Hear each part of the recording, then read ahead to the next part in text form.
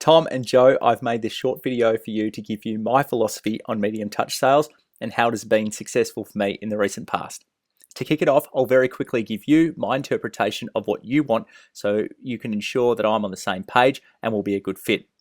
Tom, as CEO of Biarri Optimization, Joe and Ash have asked you to spearhead a team to achieve X growth over the next 3 to 5 years. Between the three of you, you all recognise that while you dominate the market, and in some cases pioneer the market on some of the services Biarri Optimization offers, many of these services could reach a wider audience, and this planned growth would be fast-tracked and better managed through a more focus on a sales system and team. Further to this, a big focus of Biarri's sales in the past has been high touch, whereby the CEO or the director is closing the deal, thus limiting the number of deals that can be discussed per week, let alone closed, and at the same time not allowing that director or CEO to focus on other areas of growth within the company. The three of you recognise the need for a more medium touch approach, a more automated system than people focused, but without completely removing the personalisation Biarri is known for and values. A sales funnel that will churn out any one of Biarri Optimization services at the discretion of the CEO into revenue and raving fans. If I'm too far off the mark, I suggest you stop the video and give me a call to let me know, but if not, here we go. I define medium touch sales as being largely void of one-on-one personal contact, email or phone, until the prospect is ready to buy. A predominantly automated system of personalized value-added content in the form of videos, blogs, articles, whereby the content one receives is determined initially by their needs, then by their behavior on any subsequent campaign, e.g., did they click, did they open, did they watch the video, will all help shape our understanding of their needs and interests, thus determining the content they receive next. But with this, the system I've developed in the past, I like to take this a little further. My philosophy on sales and marketing stems from the belief that the amount of money we earn is directly proportional to the amount of value and goodwill we offer our marketplace, and not just after the sale. But it is also proportional to the number of offers we present to our prospects. Before establishing any sales system or recruiting any team, it's important to consider why people don't buy from you. Essentially, there are 3 reasons. 1, they don't like your product. 2, they don't trust you. 3, they don't back themselves. There's not a lot you can do about number 1, they don't like your product. So my whole sales funnel or system, or whatever you want to call it, needs to be based around overcoming points 2 and 3. In addition to this, any sales system needs an intricate understanding of the 3 levels of influence any business can have over their prospects. Level 1, what we say about ourselves and about our product. Businesses are yelling louder and louder, and even though this is the most popular, this is the least effective form of influence. Level 2, what others say about us. This is also immensely popular. It's the social proof, the reviews, the testimonials, etc. This level does not instill the trust that it used to, but it's still what everyone else is doing. Level 3, the most effective level and the most underutilized level. It's what we demonstrate about our stuff.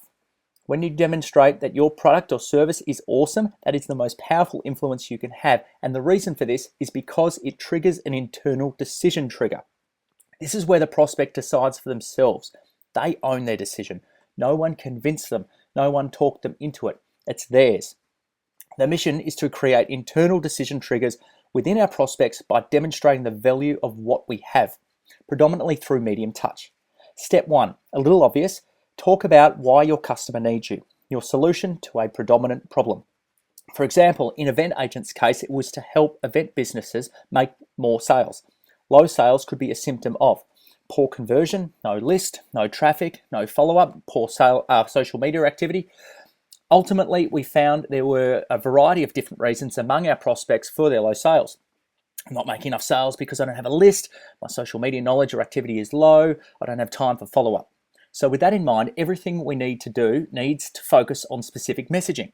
So for example, take the guy who responds to an ad about struggling with his conversion.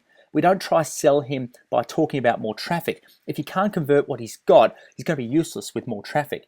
We always needed to be sure we're talking to the right prospect about the right solution. The second thing we needed to realize was we don't want to try to sell the customer at all, especially at first. What we want to do is first let him sell himself through internal decision making. So to do this, we need to know the map. That is, know where the prospect is and where they want to be. I like to think of it as a horizontal line. Left represents where he is now. He's on the red zone. Low sales due to bad conversion. The right side, the green side, represents where he wants to be. In this case, he wants to be making more sales due to better conversion. Along the way, there are 5 steps on the map that must be accomplished in a specific order, in order for the prospect to get the results they desire. 5 things in this order. How to write a good headline, write a good subhead, how to write a good opening, how to write bullets, how to write a guarantee. If he does all of these 5 things and he does them well, next thing you know, they have got a pretty good sales letter and they're getting results. For each of these 5 milestones, we give them this information one at a time. Here's what happens when we do. Let's say he opts in on Monday. On Tuesday, we send him the email about headings. Hey, I've just made this video for you. It teaches you how to write a great headline to increase your sales. This improves their trust in us and trust in themselves. So too, the desire in our product, as we have been the only person in our marketplace to help him out. A super quick example in tactical terms. Send the headline video. Hey, I just made this short video for you on how to create a kick-ass headline that will help you convert more sales. After he's watched the video, and we'll talk about metrics in a moment, we send him our sales page. Either he will buy or he won't. But let's assume he doesn't buy. A couple of days later, we send him the video on how to write a catchy subhead. We don't follow up on why he didn't buy after receiving the first sales letter. We're not going to push him here like everyone else would. We're going to send him the subhead video. Hey Tom, this video picks up where we left off yesterday. In this video, I'm going to show you how to build on your great heading and create a catchy subhead that gets people to read the rest of your sales letter. Enjoy. He's going to watch it, and at the end of the video, you do the same thing. Hey, I hope you enjoyed this video. If you're really into this whole sales thing and you're interested in selling more, I really encourage you to go check out this great system of ours. From the video, he clicks and he's taken again to our main sales page, and either he buys or he doesn't. We do this every single time that corresponds with one of his 5 or so milestones. Every time he watches a video, he's presented with a product we have that can enhance on that. Our primary goal throughout this is not to convince him to buy. Our goal is for him to convince himself to buy through internal decision triggers. We walk him through a process, and throughout, he's deciding for himself. This team wants to help me. I'm already getting results. I can't wait to see what the rest of the system is like. The formula for establishing milestone content is easy, but we first have to establish a topic, of which I imagine Biarri has many. This is naturally followed by the pitch, which, depending on your definition of medium touch, could be delivered over the phone or automated yet personalized online. A note on metrics. As you know, what gets measured gets managed.